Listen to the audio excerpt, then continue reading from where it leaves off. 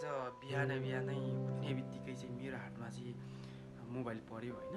बिस्तरामैबाट चाहिँ मेरो हातमा चाहिँ मोबाइल पऱ्यो। अनि मैले एउटा सञ्जाल खोलेर हेरिहालेँ।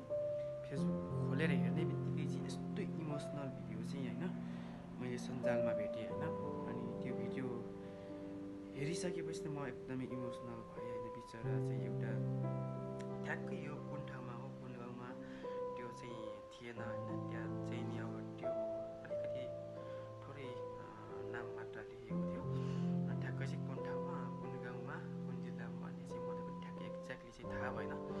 यदि तपाईँहरूलाई थाहा छ भने चाहिँ कमेन्ट बक्समा चाहिँ लेखिदिनु होला।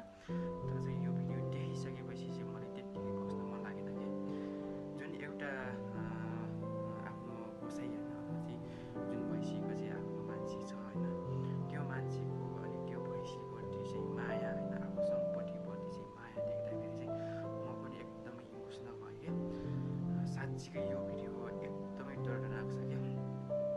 कसको मन चाहिँ रुन्न होला क्या। बिचरा चाहिँ एउटा भैँसी, अब बिउने भैँसी पनि रहेछ होइन। बिचरा त्यो हेर्नु त, त्यो सानो पाडा, भर्खरको पाडा होइन, त्यसको के गल्ती, के दोष थियो भन्नु लाग्यो क्या। अनि एउटा गोठमा चाहिँ त्यो पाडा बिउने अनि भैँसी चाहिँ बिउने भैँसी रहेछ।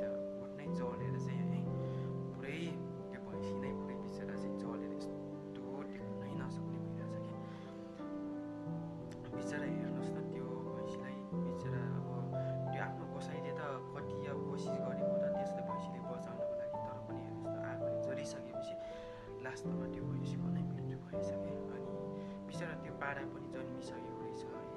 त्यो खै अब त्यो अघि नै जन्मिएको या त्यो जलेपछि जन्मिएको त्यो मलाई पनि थाहा भएन है। तर मैले एकदमै इमोसनल भएर मात्र मैले यो भिडियो बनाएको होइन।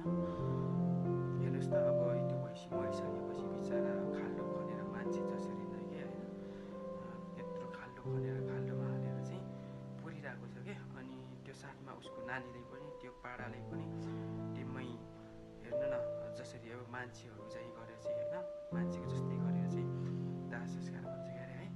अनि त्यसै गरी नै त्यो अब माटोले पुरिरहेको छ कि। अनि मान्छेहरू पनि यति धेरै के, सायद यो भिडियो हेरिसकेपछि कसको मन चाहिँ भकान्दिन्न होला, कसको मन चाहिँ रुन्न होला क्या। म चाहिँ एकदमै इमोसनल भएँ है यो भिडियो हेरिसकेपछि।